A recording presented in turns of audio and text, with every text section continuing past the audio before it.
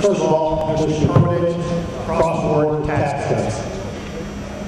We are the highest corporate tax rate in the Western world, 39%. The Fed needs audited. The Fed needs abolished. The IRS, like Bro said, needs to be done away with. We spend $200 billion in regulation and paperwork with the IRS. We need to have an immigration policy that makes immigration legal. And if you're not here legally, you're going to be sent home.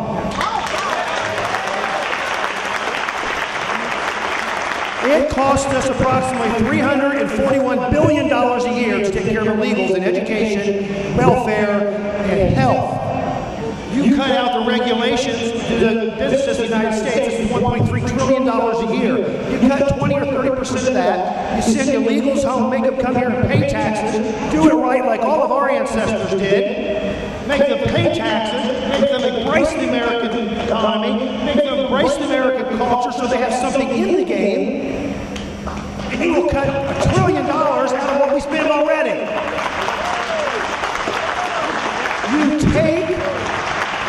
You follow the Constitution, the federal government does not do it. If we did it, we wouldn't be in this mess. Illegals need to go home and come back correctly. We need to get rid of agencies that do not work. The Department of Education, I'm a teacher, they do not work. The Department of Energy does not work. Let's cut the fat out and let's actually, for a change, spend less. Or bring in more than we actually spend. Let's just not do freezing. Let's actually spend less than we bring in. That's a novel idea. Okay, being last on this question, probably there's not a whole lot I can say different than all of my colleagues have said about what's wrong with the economy, what's wrong with not having jobs. But have we thought about the foreign companies that are here in the U.S. that are manufacturing, that are working here, but that ship some of those jobs back overseas? Where are those jobs? Why should they be given tax breaks? Because they're manufacturing here. Why are they given the tax breaks when they're sending jobs back overseas? So what we need to do is change the tax laws for those foreign-owned companies so that they have skin in the game, as you say, so they know that if they're going to manufacture here, they're going to earn money here, they're going to have to hire American workers, and they're going to have to maintain American workers here. And if they send those jobs overseas, then they don't get the tax breaks here. So that we are not at an unfair disadvantage when it comes to our goods and our services. So that's about all I can add to everything that's already added here. But I'm not for tax cuts, and let me explain to you why. You can't cut taxes when you've got the kind of bills that you have right now. We're in debt up to our eyeballs. Use our tax money fairly, honestly, and with discretion. Make it work what you have right now. Do not tax us for, but definitely be accountable for the tax dollars we're given.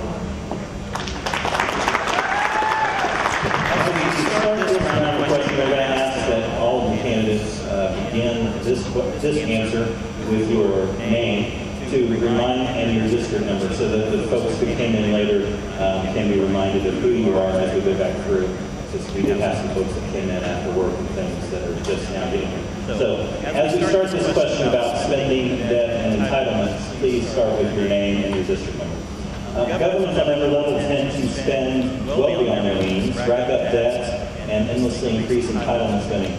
When we as individuals and families encounter tough economic times, we cannot increase our spending, take on more debt, and upgrade our homes, buy new vehicles, and stockpile our retirement plans without dramatically increasing our risk of personal catastrophic economic failure.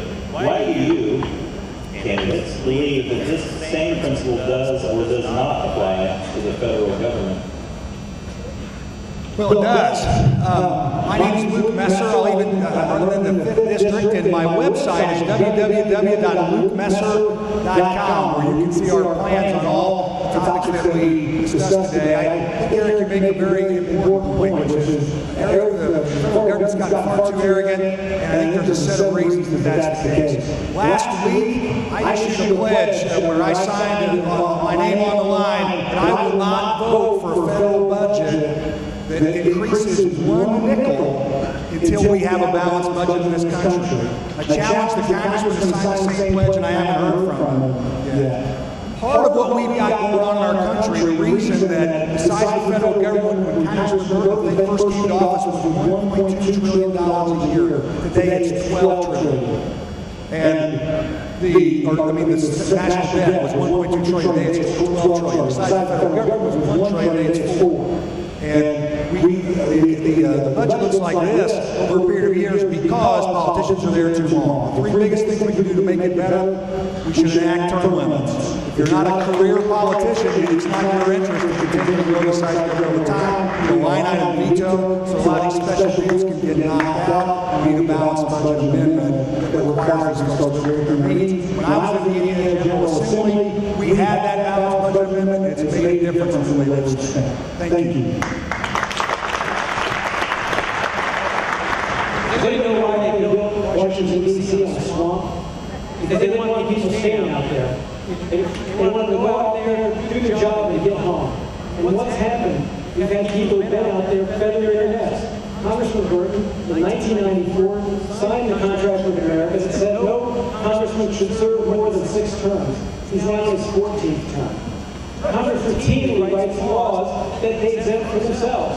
It has to do with health care, or pensions, or employment law, and they all routinely write themselves out of those laws. That's the problem, is because once they get out there, they get insulated. We need to hold Congress to the same standards that you hold ourselves to. You know, we don't spend money we don't have. It's just not part of our nature, because we go bankrupt. Well, they are bankrupting this country, and that's why we need to send anybody who's in Congress home immediately. Remind us who you are. That's right. My name is Dr. John Goff, I'm a candidate for 5th District Congress. Good evening again. My name is Mike Murphy. My website is www.mikemurphycongress.com. There you will find the only 70-page job-producing plan among all those candidates. We accomplished just a fraction of what I have in my plan to produce thousands of jobs here in the state of Indiana. You talk about entitlements. You talk about federal government spending. I compare the federal government to the guy who maxes out his credit card, and rather than pay off his debt, he goes next door and asks the neighbor if he can borrow his credit card. That's exactly what's been happening to the federal government since the 1960s. Let's use Medicaid as an example. We became an entitlement program under the so-called Great Society era. What we end up with, here in Indiana particularly, is one of the richest Medicaid programs in the country. My recollection is we can offer about 41 services in Medicaid. In Indiana, we offer 40. Including chiropractic care, transportation, all kinds of things that I don't think we should have to offer. We should offer basic medical care for those who are physically unable to take care of themselves. And what happens is the federal government tells us that Indiana cannot control its own Medicaid budget because it's an entitlement program. We have to continue to spend more and more money no matter what amount of money we have. And so Medicaid, Medicare should be budget-based, not entitlement-based. And that's one way to rein in spending in Washington. Thank you very much.